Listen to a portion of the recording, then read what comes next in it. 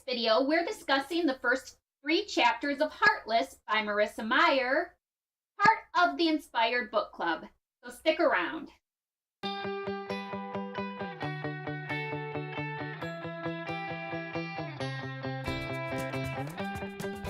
Guys, I'm Amy, and this is Inspired by the Mouse, the channel where I help you live a mouse-inspired life.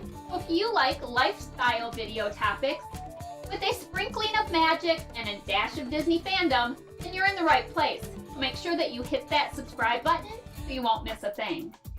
Okay, so Heartless. This week on Twitter, I posted the following question for you.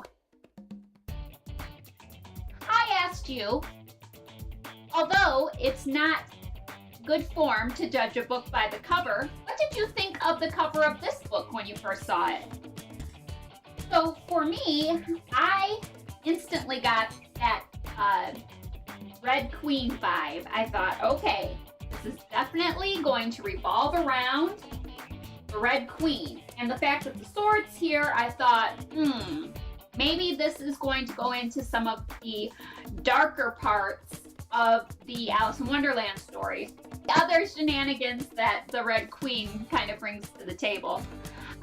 Also, this is a prequel to Alice in Wonderland. So this story takes place before the actual Alice story. So I wasn't sure if we were going to get this from the perspective of the people in Alice's life, or if this was in fact going to revolve around the Red Queen. So know in the comments below, what were your first impressions of this book when you picked it up, or even when you saw it online? The next question I have for you is, what were some of the early parallels that you saw in this book in relationship to Alice in Wonderland?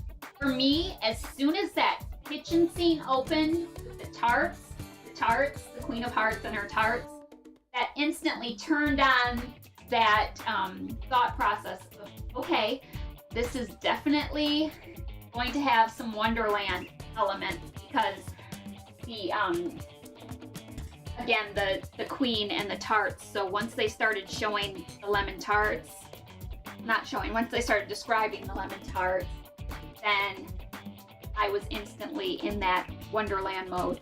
And then shortly thereafter, Cheshire Cat comes into the story, and he has a dialogue with the Queen, which I found really interesting, because even in the book Alice in Wonderland, you get the feeling that the Queen and he have been acquainted before that time, but you're not quite sure how or where. You just know there's some kind of backstory. So how about you? What were the things that when you were reading through these first 3 chapters, you thought to yourself, this is definitely an Alice in Wonderland story? And what were your initial impressions of the opening scene? This book opens in the kitchen, and we are going through the process of making those tarts. And again, that's a definite Alice reference, a definite Queen of Hearts and her tarts reference. But the difference there is these are lemon tarts, so we're not seeing the red that you would expect. So, what did you think of that opening scene? What first impression then did that give you?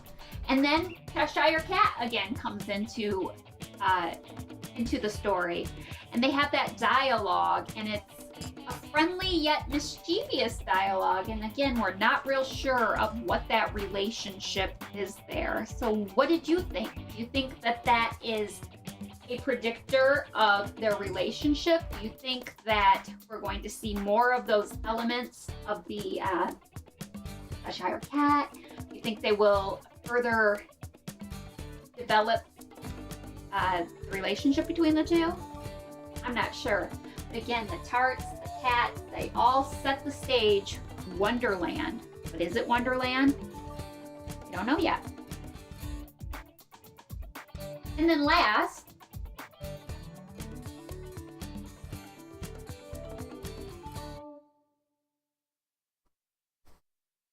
to know what early conclusions did you have about women in this story and this time period?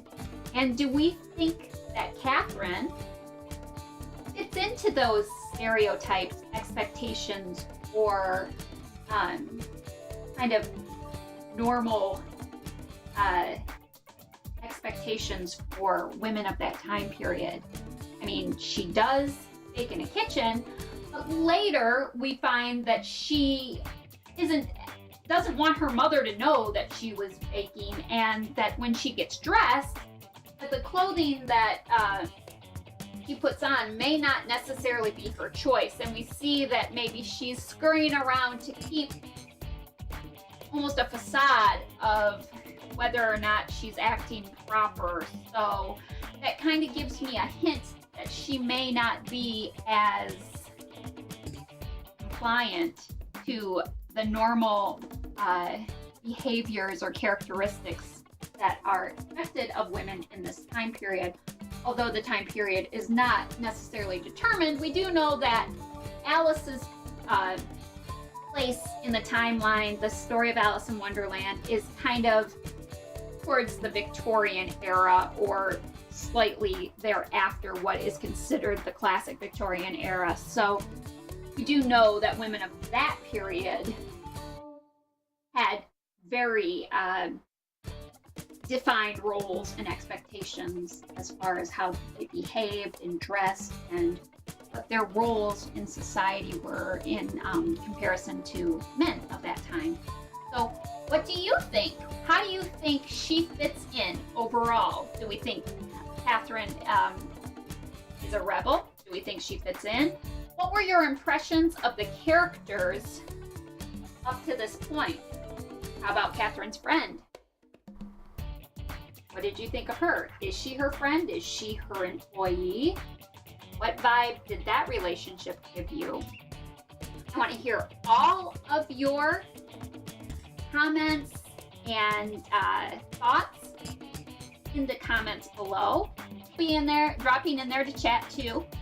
Feel free to comment on each other's observations and comments. This is a book discussion, and so I want to make sure that everybody is contributing and everyone's being heard, and you can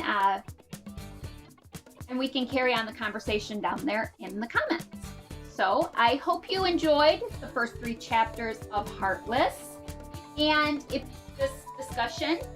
you like the format of this discussion, please make sure that you give me a thumbs up and leave those comments below. If you need to, you can go back in this video and look at the questions. They are all there for you. And any other observations or discussion that you would like to bring up, make sure that you're putting that in the comments too. I want to hear from you. And the next 3 chapters, chapters 3 through 6, will be discussed next Wednesday at 6 p.m. Eastern Time. And I hope to see you then. Why? Because I like you. Bye!